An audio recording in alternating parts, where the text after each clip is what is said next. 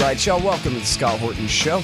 I am the director of the Libertarian Institute, editorial director of antiwar.com, author of the book Fool's Errand, Time to End the War in Afghanistan, and I've recorded more than 5,000 interviews going back to 2003, all of which are available at scotthorton.org.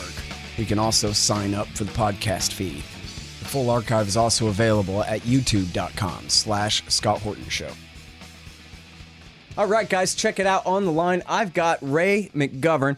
He used to be a CIA analyst, was the briefer for Vice President H.W. Bush in the Reagan years, and is the co-founder of Veteran Intelligence Professionals for Sanity. And I don't know about at CIA, but certainly in this century, he's been right about everything. And you can go and read the archives of the VIPS memos to the presidents in the archives there at consortiumnews.com, where this one originally ran, and we reprinted it at the Libertarian Institute as well. It's called Twin Pillars of Russiagate Crumble. Oh, you don't say. Welcome back to the show, Ray. How you doing? Good, Scott. Actually, it's crumble. Oh, what did I say? They tried to rumble with this, but it crumbled. And it crumbled just about a week ago when these documents, these sworn testimony documents, were released. Now, what documents were those, Ray McGovern? They go back to December of 2017, if you can believe it. And the key one, and I have to tell you that the New York Times and the Washington Post have avoided this like the plague. They haven't even mentioned it, much less reported or commented on it. But, you know, there are a few of us around, and my hat is off to Aaron Matei, who immediately, as soon as these things were published, and we have 53 transcripts, he homed in on the one in which Shawn Henry was interviewed. Now, most of your listeners would not know who Shawn Henry is, but he's a big deal. He was the head of what the cyber investigation unit called Crowdstrike. And before that, he had spent a career working directly under Robert Mueller, head of the FBI at the time, and he was his cyber expert. So he retires in 2012 and then heads up this cyber firm, which was coincidentally hired by the Democrats to look into the so-called Russian hack of the DNC. Now, again, your listeners probably remember that was the cornerstone. That was it. I mean, when the, quote, Russians hacked into the DNC and gave those destructive, those embarrassing emails to WikiLeaks to publish, well, they won the election for Donald Trump. Now, I will concede that winning the election for Donald Trump is a pretty serious offense. I mean, well, I'm glad you mentioned that. I think this is important. I was just interviewed on a friend's show, and one of the things we talked about is just how completely tribal politics have gotten here, where the only question is whose side are you on? And whatever facts fit with the agenda of your side, those are the ones that matter, and all the rest don't, and all this kind of thing. And that is just not the case with your analysis of the Russiagate scandal. And you can elaborate on this if you want, but you don't have to. But I'll go ahead and mention that you have said on my show that you think that Donald Trump is the worst president of your lifetime. And then, so that would include even Harry Truman, the butcher of Asia, and Richard Nixon, the other butcher of Asia, and Bill Clinton, who burnt Waco to the ground and lied about the Oklahoma bombing and bombed Iraq from Saudi Arabia so much that he provoked Osama bin Laden into knocking our towers down. And so that's pretty big. And George Bush, who exploited the knocking down of those towers to kill 1 million people or so. And Barack Obama, who backed al-Qaeda in Syria until it blew up into the Islamic State, which he then had to go and launch another war to destroy. So, wow, you think Donald Trump is worse even than all of those presidents? Really, Ray? And you're still against the Russiagate scam. Scott, I hate to let you misquote me, but I didn't say the worst president in recent memory. I said the worst president in the history of the United States. Oh, man. Okay. pretty bad ones before Clinton and all of those other people. No, Yeah, even worse than Woodrow Wilson. Wow. Okay, go ahead. Well, how bad it is that some of my former colleagues who, at one point, maybe they're getting long in the tooth, but they were very perspicacious analysts, and some of them worked for me in the Soviet foreign policy branch back in the 70s, and some of them are PhDs in Russian history, and one of them, for example, has said that James Comey is the best whistleblower that we ever had. Okay. Now, he printed that in Counterpunch. I can't get in Counterpunch anymore because, they don't want to hear from me. Not only that, but one of the fellows that I used to work on the PDB, the President's Daily Brief, with, and he used to occasionally brief downtown as well as me, what he said is, I just don't know what's happened to you, McGovern. I feel compelled to denounce you publicly. And having done that, I feel a lot better for when they come to investigate me for my former association with you. I will be on record as having denounced you. Now, does that sound like the Soviets under Stalin, for God's sake? Well, yeah, it does. It's completely ridiculous anyway, Well, it's really hard to find comic relief in all this stuff. But if you read the comments under our articles in consortiumnews.com, there was one Butte just about a month ago. And he wrote, there were these two people, two really committed Russiagate people who couldn't believe anything other than the fact that Russia hacked and that they lost the election for Hillary. And they died and went to heaven. And they asked God, they said, no, God, tell us the chapter and verse about how this all happened. And God said, Putin and the Russians had nothing at all to do with the 2016 election. And they looked at each other and said, God is in on this too. Oh no, God is in on this too. Putin got to you too. So they probably promised God a 1/5 ownership stake in a Russian oil company. Yeah, so, you got to keep your sense of humor and all this stuff, but it is very painful. I mean, these old friends, for Pete's sake. And, if it's not in the New York Times, and this big story, Aaron Maté called it a bombshell, and he's quite right. If this big story is not in the New York Times, well, my friends up there in New York that I went to college with, they won't believe it. It can't be if it's not in the New York Times. And this story has not been in the New York Times, nor in the Washington Post. And it won't be unless we can gin up a little support. Because what we have here now is documentary evidence from the head of this cyber firm. Now, this cyber firm was hired by the Democrats, just as Christopher Steele was hired and paid by the Democrats. And finally, he's asked these questions. And this is in secret session, but now it's been published. Here's the transcript of the first question asked by ranking member Mr. Adam Schiff. Okay, you know who he is. Most people do.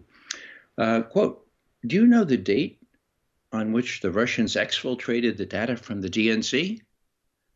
When would that have been? Mr. Henry, the expert from Crowdstrike, paused, had to consult with counsel. Then he says, quote, counsel just reminded me that as it relates to the DNC, we have no indicators that it was exfiltrated. There are times when we can see data exfiltrated, and we can say conclusively, but in this case, it appears it was set up to be exfiltrated, but we just don't know. We just don't have the evidence that it actually left. Oh, God. And then he's asked, other questions here by other folks, and they're equally damning. Mr. Stewart of Utah. Okay, what about the emails that everyone is knowledgeable of? He's talking about the DNC emails. Were there also indicators that they were prepared, but not evidence that they were actually exfiltrated? Mr. Henry, there's not evidence that they were actually exfiltrated. There is circumstantial evidence, but no evidence that they were actually exfiltrated. Wow. So here's the classic. Here's the classic. Now follow this carefully, listeners, because it's the master. It's a classic. Okay, here it goes. Mr. Henry, sir, this is a quote. Sir, I was just trying to be factually accurate. We didn't see the data leave, but we believe it left based on what we did see. I'll say that again.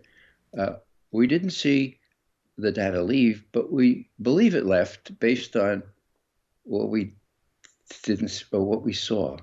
Well, so they didn't see a data leave, but give me a break. This is the cornerstone of the whole case of Russian hacking. And as you know, Scott, we've been at this for 3.5 years, just saying, look, we don't see any evidence that there was any Russian hacking. And of course, they came back and said, oh, no, we have this Crowdstrike, which James Comey described as a top-of-the-line crackerjack outfit, even though it had to retract similar findings in connection with the Ukrainian howitzer that they said the Russians had hacked. Mm-hmm. So it's pretty bad. And when Comey was asked to explain why he didn't let the FBI go in there and get those computers in the server, he said, you're right. It would have been best practice to have physical access to the server and computers, but we relied on Crowdstrike. We asked at several levels. We asked the DNC, could we please come in and and they said no. And so we worked out this deal. Now, give me a break. It's the head of the FBI talking, right? Yep. He doesn't need anything but a letter from himself to come into my house and do what he wants. And he's going to defer to the DNC and say, oh, darn. Yeah, but John McCain is saying this is an act of war, DNC. Please, it'd be embarrassing if I don't go. So what exactly are you saying, Ray? You're saying that the FBI didn't want to examine this server because they wouldn't be able to vouch for these results themselves. So they figured they would just go ahead and run with the hearsay from the CrowdStrike guys, huh? That's exactly right. And worse than that, would you believe that after all this advertising about how great an outfit CrowdStrike was, that CrowdStrike never gave James Comey a final report? Right. Only redacted, not even just interim reports, but redacted interim reports that end with, trust me, at which Comey's answer was, okay, sure, because I want to. So the fix was in. By the way, I want to mention one more thing here from the transcript, right where you left off. It's Henry is being questioned by Representative Eric Swalwell. And this is the last quote that you read where he says, well, I was just trying. Oh, I wanted to point out, too, the beginning of that quote that you read where he says, oh, counsel just informed me by whispering in my ear that I have to tell the truth about this one, that he doesn't want me to embellish, right? I wanted to embellish, but my lawyer just told me I better really stick with the facts on this one, is the preamble to his statement there, I think, is important. But then, so the last quote that you read, he says, well, sir, I was just trying to be factually accurate that we didn't see the data leave, but we believe it left based on what we saw, which was something else other than it leaving, I guess. But then, so Swalwell says to him in response to that, he says, well, in the report that you provided to the DNC on August 24, 2016, is there any information that you've learned since that report, based on dumps that have occurred, that inform you any further as to your findings in this case? Have you learned anything else based on anything in the public realm about what occurred? And Henry says, well, I've heard the U.S. intelligence community say that this was Russia. And so that's where you have the perfectly circular argument and the perfectly begged question. And we all know that the intelligence community says that because he said that to the FBI, and the FBI got the CIA and the NSA to not dispute it. In fact, when you look at the intelligence assessment of January 2017, where the FBI and the CIA give high confidence to the claim that the Russians were the ones who took the emails from the DNC, and the NSA only gives it medium confidence, which is just a paraphrase for, well, we'll take you guys' word for it, but this information is not coming from us. Now, which one of those three agencies would know? Well, thanks for asking. You know, I interviewed Bill Binney, your friend, on the show, and you're going to talk a little bit more about what he had to say. But I know the most important part of what he had to say, as far as I'm concerned, was what he told me on the show in the spring of 2017, which was that no one in the world can tell you who hacked into that server except the people who did it and the National Security Agency. And when it comes to the National Security Agency, they're not asking you, they're telling you. They know because they can rewind and watch the whole internet, every packet per packet, and where it goes, who, if you're hiding behind 25 VPNs, that's nothing to them.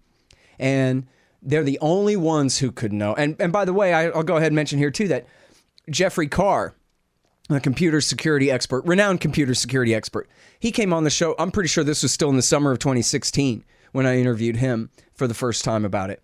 And he said that essentially no one, not CrowdStrike, not the FBI, not the NSA, can examine a server and tell you who hacked it, because it's too easy for someone to fake it and make it look like somebody else. So even the NSA wouldn't be able to tell by examining the server. They could only tell by examining all of their secret surveillance of the entire planet's internet that only they have access to. Which is total. And right. That's the key thing here. Were there to have been a hack, were there to have been a release over the internet, NSA would ipso facto have that evidence. They would know who hacked. They would know when it was hacked. They would know exactly to whom it was delivered. That's the kind of dragnet coverage that was already in place in those days. And so, interestingly enough, in these all these lawsuits that the Rich family, through the Democratic lawyers, are filing these days, the lawyers defending against these suits are saying, look, Bill Binney, Ed Loomis, and Kirk Wiebe, all of them former NSA employees and members of Veteran Intelligence Professionals for Sanity, are saying that there was no hack, and they're willing to testify to that extent, and they're willing to say, and they believe, and they know because they constructed the system, at least Bill Binney and Ed Loomis did, that there's no way that a hack over the internet could not have been collected either by the U.S. 90%, or if it missed U.S. Dragnet, then there are the Five Eyes, and there are other allies besides the Five Eyes that would have collected it. So the absence of evidence. Well, now, we know my good friend Donald Rumsfeld learned at Princeton that the absence of evidence is not evidence of absence. And so if you have no evidence that there are weapons of mass destruction in Iraq, well, that doesn't mean they're not there, right? But I don't buy that. And we went further than that, of course. And when it became clear from the forensics that Veteran Intelligence Professionals for Sanity did and the FBI didn't, okay, then it became clear from the metadata and other things associated with the copy of these emails onto a thumb drive or some other external storage device. And we published all that. So we told the president that on July 24th, 2017, that is President Trump. We said, President Trump, you should know that a lot of this is a crock. And we didn't say crock, we were more formal. We say, you ought to really look into it. As a matter of fact, you might have your CIA guy quiz his own people. CIA guy at that time was Mike Pompeo. Well, guess what happened? That's what Trump did. He asked Mike Pompeo to interview Bill Binney. And on October 24th, 2017, Bill shows up on the 7th floor in the director's conference room, a CIA, where I've spent countless hours myself. And the first thing that Pompeo says is, Mr. Binney, you have to realize that the only reason you're here is because the president said that I needed to invite you to talk to me. Now, what do you have to say? Now, Bill is a plain-spoken fellow from Western Pennsylvania, and he said, well, Mr. Director, I have to tell you that your people are lying to you up and down, and I can prove it. Oh, What do you mean, lying to me? And Bill, there were two other associates there, and Bill took them through some of the basics. Now, guess what happened? Zero. Did Pompeo quiz his folks? No, he's probably too afraid to. Did he report back to the president? We have zero evidence that he ever went back to the president and said, I saw Bill Binney and this is what he said. So who's part of the deep state, so to speak? Well, Pompeo in some respects is. And what we have here is a real serious situation now because, things are coming to a head. This is a constitutional issue. And there's a U.S. attorney in Connecticut. His name is John Durham. And he's been tasked by the Attorney General, Bill Barr, to get to the bottom of all this. Now, why am I hopeful that the truth might possibly come out? Well, the reason is pretty clear, and it's not clear to most Americans. You see, back in 2016, it was abundantly clear that Hillary Clinton was going to win. Now, why do I say that? Well, I say that not only because it's obvious, but also because James Comey put that in his book. He says, quote, I was operating in an environment in which I was sure Hillary Rodham Clinton was to be the next president of the United States, period, end quote. Whoa. So what does that mean? Well, that means that you should do everything you possibly can to prevent her contender from winning, that you can take liberties with the law and the regulations and everything else through the Fourth Amendment. You can, because in the end, who's going to hold you responsible? Who's going to hold you accountable when Hillary is president? You're not going to get indicted. You're going to get it promoted, okay? Now, that was the mindset, okay? And what does it mean?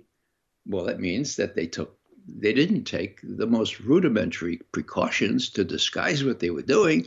It was all going to come out well in the end, and nobody's going to second guess them. And so the evidence is abundant. It's in paper, it's in computers, and John Durham has most of it. John Durham has also interviewed the people who composed or helped John Brennan and Jim Comey prepare that assessment that you referred to before. It was called the Intelligence Community Assessment, January 6, 2017.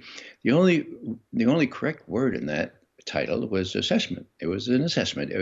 We assessed this and we assessed that. And was there evidence? No. We assessed that Putin did not know. Evidence? No. How about intelligence community? Well, Hillary Clinton immediately said, well, all 17 intelligence agencies buy this. Well, that wasn't quite right. Jim Clapper, the head of national intelligence, well, he was director, he said, well, no, it wasn't 17. It was only 3, NSA, FBI, and CIA. Actually, it was not those 3. It was, quote, handpicked analysts, end quote, from those 3. Well, everyone in Washington knows that when you handpick the analysts, you handpick the conclusions. And these conclusions, I might add, were called by President Obama 2 days before he left office. That is, on the 18th of January, 2017. Obama said, and I quote, the conclusions of the intelligence community with respect to how Russia hacked and got those emails to WikiLeaks are inconclusive. So we have inconclusive conclusions, but they were accepted as holy writ, as the Bible, by the mainstream media and by everybody else up until now. And we'll see if the truth can seep through, By the way, let me just mention that when that came out, and people can check the archives, I interviewed you about it at the time too, and I'm sure we were laughing because the thing is a complete joke. There's no evidence cited in there anywhere. And all over the thing, I think even on the first page and all throughout, it says, disclaimer, just because we make a claim in here does not mean that we think it's true or that we have any evidence of it that we could show you if you asked. Like, what? And they just say that all over the place. Hey, just because we judge something in as high confidence doesn't mean we have any evidence of it. I'm paraphrasing, but basically they had that all over it. And then it was like 2 pages of absolutely thin, meaningless gruel, followed by 12 pages of a years old report about RT hurt our feelings by reporting on fracking and the Occupy movement. Just to try to make the thing look thicker, which they didn't even need to bother because nobody read it except you and me anyway, I guess. Yeah. Well, they were trying to put lipstick on a pig, and this pig just wouldn't hold still for that. It was the worst piece of intelligence, quote, analysis, end quote, that I've ever seen. I mean, consequential piece. And, I was in the business for 27 years, briefing the president's daily brief to Nixon, Ford, and Reagan. And I was, at the end of my career, on the product evaluation staff of the intelligence community, which reviewed all these memos before they went out and after they went out. So I've seen a lot of these things, and I have to tell you, that is the worst that I've seen. And the consequences, of course, were that they allowed the mainstream press, the New York Times, Washington Post, to cite these conclusions as, as the cat's pajamas, holy writ, maybe a better way to say it. And Americans have been really confused and deprived of the real McCoy on this. It's very unfortunate. And I was trying to think, how do I gently persuade Americans to listen to us now? Now, ideally, we'll get the text of the Shawn Henry interview into the public domain. Now, it's been 8 days, and nobody has done that except us and Aaron Matei. Hat tip to Aaron, who was the first one to call our attention. So as soon as he heard those memos were released, he started reading them, and he saw right away that Shawn Henry was equivocating. But when I was tasked to write, and I was really tired that night, and Joe Loria said, "Look, Ray, just you know what needs to be said. Just do it."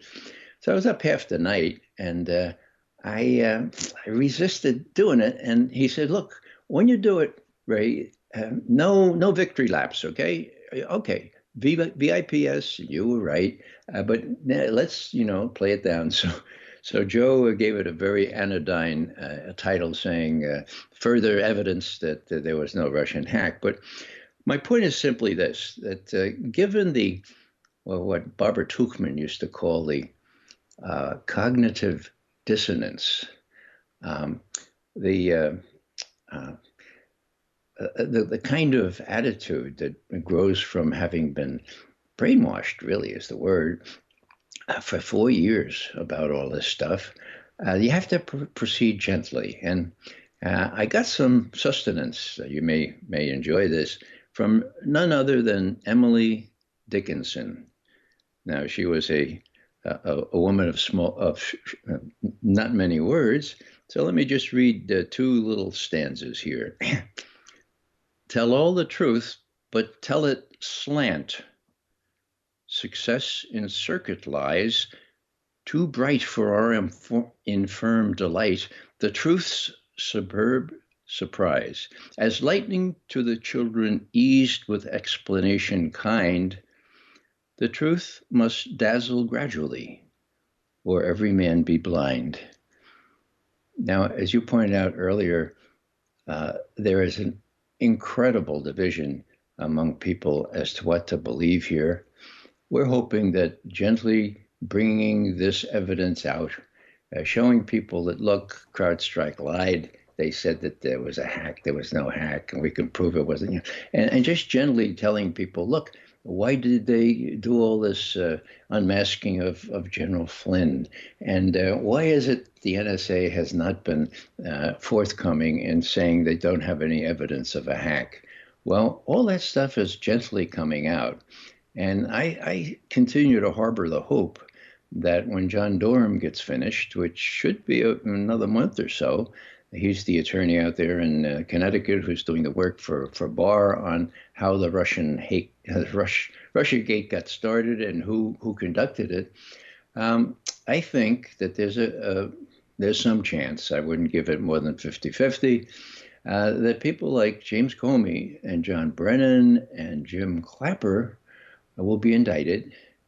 And that's why I suggested in this piece that you were referring to that if I were the Attorney General, I would ask Comey for his passport.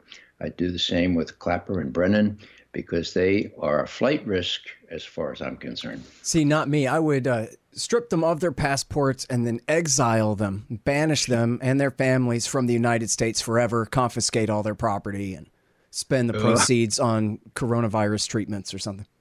I'm just too nice a guy for all that. I guess so. And you know what? I think you're a bit too optimistic about John Durham, too. I mean, we may, on the high end here, we may get a good report that has some facts in it, but he's not going to put any of these men in prison. This is the same guy that let the CIA get away with torturing people to death in the Bush years. Quite deliberately. He was the cover-up prosecutor that they brought in for the... as I know you know. Yeah, it's good to remind people of that. That's why I said there's a less than 50% chance that this will happen. It all depends, you know. It all depends on all this screwy stuff with the virus and the election coming up. Yeah. And it all depends on Donald Trump. Now, Donald Trump has done things like throwing Devin Nunes under the bus. It was April of last year that Nunes said he was referring 8 people for crimes to the Justice Department. What happened to that? Nothing happened to that. Now, why? I think Trump is appropriately, I hate to say appropriately, but understandably afraid of what he calls the deep state. Yeah, look what they did to him last time. National security state, yeah. So, you know, most people don't remember that before Trump ever took the oath of office, that is on the 3rd of January, 2017, Rachel Maddow had a little set up a dialogue with Chuck Schumer. And she said, "Now, Chuck, you have some questions about CIA and the president. Now, he's been critical of the CIA. What do you think about that, Chuck?" And Chuck says, "Rachel, I used to think that Trump was a pretty smart businessman, but he's done a very, very foolish thing." "Oh, what would that be, Chuck?" He's crossed the intelligence community, and they have 6 ways to Sunday to get back at you. He's done a very foolish thing. Period. End quote. Now, what happened? That was the 3rd of January, 2017. On the 5th of January, all these big intelligence and law enforcement gurus assembled in the White House, together with the National Security Advisor and people from the Justice Department, and laid their plans as to how they were going to work this all out, you know. And that was when Comey was commissioned to go to Trump and to say, look, Mr. Trump, we have this intelligence community assessment, which pretty much says you owe your office to the Russians, but we have something even worse. And Mr. Brennan and Mr. Clapper, would you leave the room right now because I have something very delicate to discuss with the president? Sure. Mr. President, we have this what we call a dossier. And we can't vouch for its accuracy, but they're very scurrilous things about your conduct, your behavior in Moscow, and all that. And it's gonna be released to the press because the press has it, media has it, and we just wanted to let you know. We just want to let you know that we have it, that it's there. Now, Trump, he's from New York. He works in the real estate circles. He doesn't know how Washington works. If that were me, if that were I would have said, Comey, I know this game. I know this happens to all incoming presidents. Would you do me a favor? Go back to your office, clean it out, put it in baskets, and get it out of there because as soon as I become president, you're out of here. Understand that? That's what I would have said. Instead, what did Trump do? He tried to cajole. He tried to get Comey on his side. So Comey was responsible for trying to prevent him from being president in the first place and then undermining him in the second place. So what I'm saying here is that the background, the warning was open, it was contrived, it was clear as a bell. Look, Mr. President, you're going to be in trouble if you continue to cross the intelligence community. And what did he do? Well, instead of reacting appropriately, in my view. And later he confessed. He said, I really saw that as blackmail, and I should have kind of reacted a different way instead of trying to befriend Comey. So then the whole thing comes out in the press, because once it's briefed to the president, somebody leaks it to, what was it, BuzzFeed or some of these other folks. And so the president behind the eight ball from the beginning. And of course, we're referring to the Steele dossier. And the Steele dossier was phony from the beginning. It was contrived. It was contracted for by the DNC. And it didn't make any sense on the face of it. And it was the basis for at least 3 of the 4 FISA warrants that were obtained by the FBI. So bottom line for me is that the FBI was totally corrupted at the very top. I mean, I know that there are lots of line officers who are doing their job, but at the very top, Comey, McCabe, and these people are running scared now, and they should be, because if John Durham is given his head, and again, you're right, Durham does what he's told, and so far I've been surprised at how on the offensive Bill Barr, his boss, is, saying that he doesn't believe, the director of the FBI, and that he's going after these big fish. But it all depends on Donald Trump. And on that, you're absolutely right, Scott. Yeah. If Donald Trump says, I can't get out of my mind that Chuck Schumer warning, I know what happened to, or I think I know what happened to John Kennedy, and, these guys there's a lot at stake here. So maybe I'll be careful, and I'll tell Durham, or I'll tell Barr to tell Durham, don't put him in jail.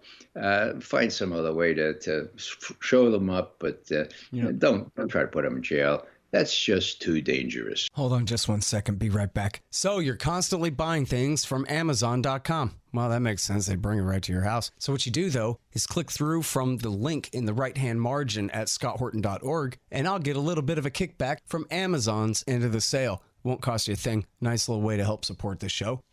Again, that's right there in the margin at scotthorton.org.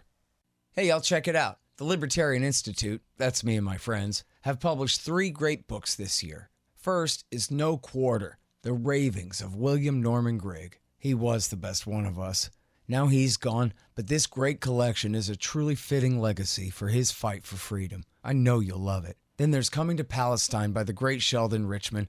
It's a collection of 40 important essays he's written over the years about the truth behind the Israel-Palestine conflict. You'll learn so much and highly value this definitive libertarian take on the dispossession of the Palestinians and the reality of their brutal occupation. And last but not least is the great Ron Paul, The Scott Horton Show Interviews, 2004 through 2019. Interview transcripts of all of my interviews of the good doctor over the years on all the wars, money, taxes, the police state, and more.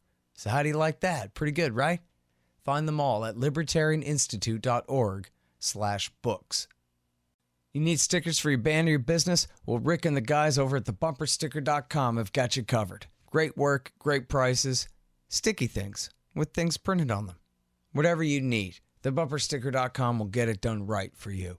Thebumpersticker.com. What's funny about all this, too, is the threat of Donald Trump from their own point of view was always so paper thin. If they had just flattered him a little bit and said, here's the CIA Pentagon agenda for the next 8 years, he would have rubber stamped it and it would have been fine. He would have done whatever they said, and whatever kind of feeling he had that, I don't know, I kind of want to get along with Russia, or maybe I want to stop backing Al-Qaeda in Syria, or any of those kind of sentiments, they could overrun that. They could override that just with a little bit of flattery and advice instead of taking him on in this way. They overdid it so much based on the presumption that this guy really meant anything that he said or knew anything about the positions that he was taking beyond, from our point of view, luckily, regurgitating the best things that Mike Flynn had told him, such as, we really should stop backing al-Qaeda in Syria, and we really should get along with Russia instead of continuing the new Cold War. But Donald Trump would not have ever been that hard to handle if they had just approached him with, a little bit of respect in the first place. That's all he wants is attention, positive attention from people, But I'm sorry, let me add one more thing here too, and I'll turn it back over to you, is that the whole group of these guys, this is sort of the second pillar that you're talking about in your title here, Twin Pillars of Russiagate Crumble. The other thing revealed in these House transcripts is that the Director of National Intelligence, James Clapper, the Attorney General, Loretta Lynch, Samantha Power, who I guess at that time was UN ambassador but was cleared to know all of this stuff, and Susan Rice, who was the National Security Advisor, they all agreed that, under oath, that we have no evidence whatsoever. We have not seen anything that would say that Donald Trump had colluded with Russia. So they weren't, disputing that Russia must have done the hack. But they all admitted that they had no reason whatsoever to accuse Trump or his campaign with collusion with the Russians on this. And we could throw in Mike Morrell, who admitted the same thing publicly in, I guess, 2018. He gave a speech somewhere where he said, I wouldn't get your hopes up too much for anything to really come of this, which was an early trial balloon for the Mueller report ending up falling flat the way that it did. And so, but this testimony, Ray, was from December of 2017. That's so right. They let this thing go on for, at least another year and a half without admitting publicly that they knew that this whole thing is a red herring here. Yeah. Well, you're right, Scott. And to your point about if they had reacted differently, or if they saw Trump for being the clown that he is and not meaning really what he said, that's all true. But look at his Russia policy since then, right? He's put troops in Poland, put troops in the Baltic states, and had them doing military exercises just yards from the Russian border, sent arms to Obama's Ukrainian Nazis that Obama empowered but then was afraid to arm, and invited Montenegro and Macedonia into NATO, sails our Navy in the Baltic and Black Seas, being provocative against the Russians all the time. He's worse than Obama on Russia. Well, yeah. And why did he do all those things? Because he was afraid. Because he needed to defend himself against these spurious allegations that he and Vladimir Putin were best of friends. Oh, yeah, and canceling 3 great treaties, too. The INF and the Open Skies and the START II treaty. So if he were not under this pressure, it can be argued that he might not have taken all those extreme steps. But what I was getting at is that the stakes here were and are unbelievably high. What many people refer to as the MIC, the military-industrial complex. I have a new acronym. It's the Mickey Matt, and I'll spell it out if you have a pencil. MICIMATT. It stands for Military Industrial Congressional Intelligence Media Academia Think Tank Complex. Now, what did I say? Media. Because media is the cornerstone of all this. If media can't whip up this erroneous notion of what's going on, then there's a danger that Trump might actually be able to create a more decent relationship with Russia. What would that mean? Well, if you don't have an enemy, and now we have China as well, of course, if you don't have a construct which justifies, in quotes, the incredible expenditure of building and selling and all this arms, 60% now of our discretionary budget, well, then you run into real trouble, and these fat cats in Wall Street doesn't really make out as well. So those were the stakes, and they couldn't be sure that he wasn't serious. And as they became sure, he became more malleable and more willing to, pull troops out of Syria. No, I won't pull troops out of Syria. But he did all these dastardly things. And now apparently they're not going to renegotiate START 2, which is really an abysmal thing because the arms race will be completely uncontrolled now.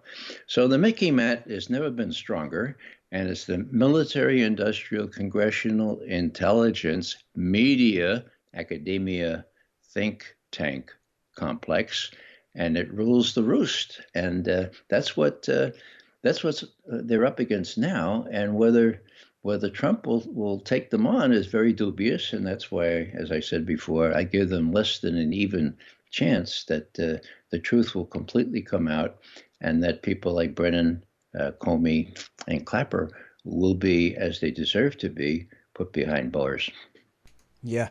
Well, and they certainly do. And, a friend of mine made the point the other day, because I think there's a lot of this sentiment that, like, are you guys still talking about Russiagate? That's already over already.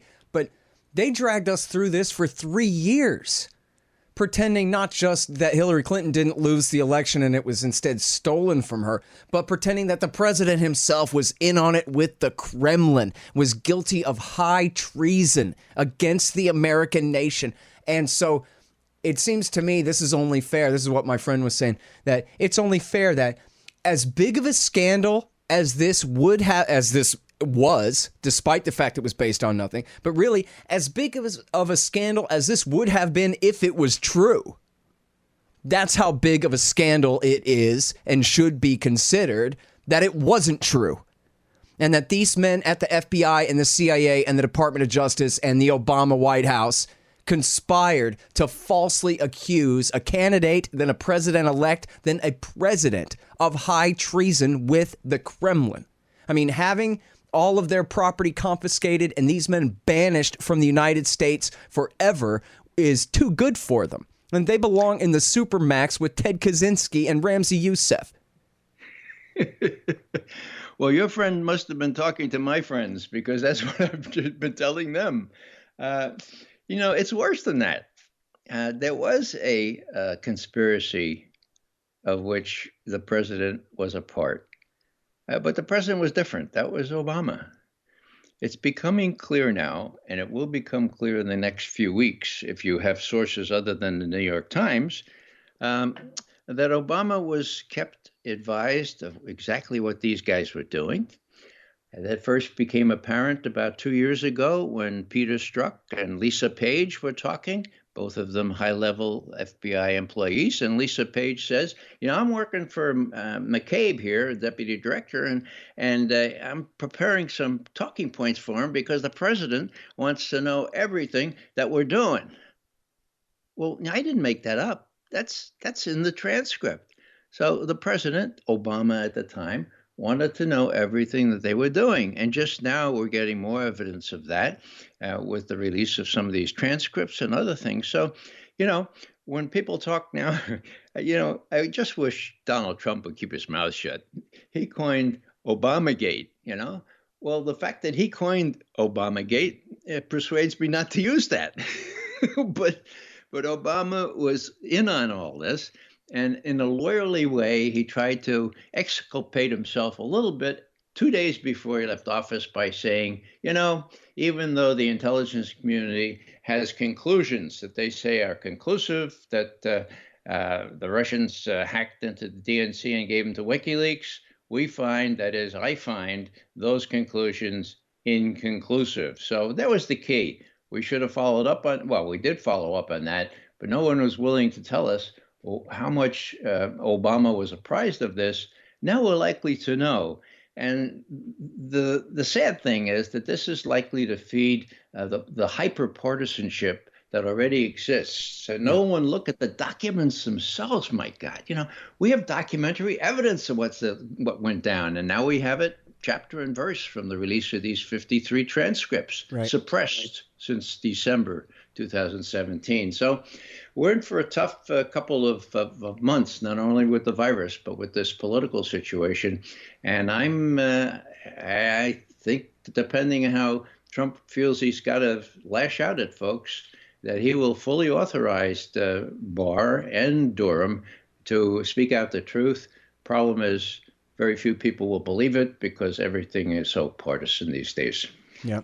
Well, and if Obama was so convinced that any of this was true at all, how come he got on the phone immediately to Hillary Clinton and said, "You concede now, tonight"?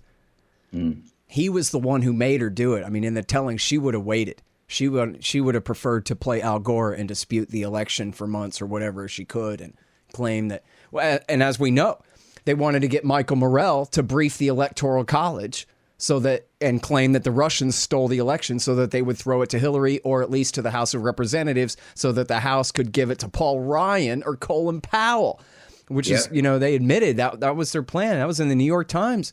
I know every time I mention that, I know it sounds so crazy that I worry that I'm the one who sounds crazy. So I always mention my footnote. You can read it in the Post and the Times. They wanted to get the CIA to brief the Electoral College to give it to Hillary anyway, or to Paul Ryan or Colin Powell. And yet Obama, Mr. Security Clearance himself, if he really thought the Kremlin stole the election for Trump, why would he have raced to tell Hillary, "Don't you even think about disputing the election result tonight, lady? Make your phone call now"? Yeah, the word is sedition. And, when you go back to the Sedition Act of, I guess, the late 1700s, it's not got a good reputation, but the word itself betokens what went on before Trump was elected and after he was in office. The evidence is abundant, and the question is whether anyone, particularly these very, very difficult people to prosecute, will be held to account. And a lot will depend. A lot will depend for our democracy on whether these people get away with it. Because if the deep state or the national security state gets away with it this time, and the same people remain around and they're disciples in these intelligence agencies, it's going to happen again. And it won't be too long before they come for you, Scott, and maybe even this old guy as well. Yeah. Well, on the bright side, I'll be in the concentration camp with all my favorite writers. So it won't be too bad. You always have an optimistic attitude. Yeah, man. I'm trying to keep it positive in these bleach water times we're living in here. All right. Well, listen, Ray, I don't know how to tell you how much I appreciate all your great work on this issue and coming on the show to talk about it with us. For all these years, of course, you've been right about it all along. And, one of the absolutely indispensable journalists on this story as it's developed this whole time. And yes, so it ain't just me. There's a lot of people counting on you to keep doing this great work. So thank you. I have to break in here and give credit where it's due. I was not up to the technical aspects of this hack versus leak business. Bill Binney was, Ed Loomis was, two former technical directors of NSA. It was they that had the guts to draw on their previous experience and explain to us what really happened. McGovern? Well, Binney refers to me in a jocularly pejorative way as, that history major, right? I'm a history major, okay? In other words, it's a real stretch for me to understand these technical things. But I had not only the ability to understand them in a rudimentary way, but more important, I had trust. I had faith in these professionals who were trained as I was to tell the truth without fear or favor. And it was that persuaded me to try to be the Boswell to these guys and make sure that they got exposure. Now, we're still behind the eight ball on that. We still haven't got the exposure. But maybe now that these transcripts are out, maybe we'll have a better prayer to get out into the mainstream media. Yep. All right, you guys. Well, that is the great Ray McGovern. He is at libertarianinstitute.org with this one, Twin Pillars of Russiagate Crumble, reprinted with permission from consortiumnews.com. It's also at antiwar.com and Ray's archives there as well. Thank you very much again for your time, Ray. You're most welcome. The Scott Horton Show, Anti-War Radio, can be heard on KPFK 90.7 FM in LA, APSradio.com, antiwar.com, scotthorton.org, and libertarianinstitute.org.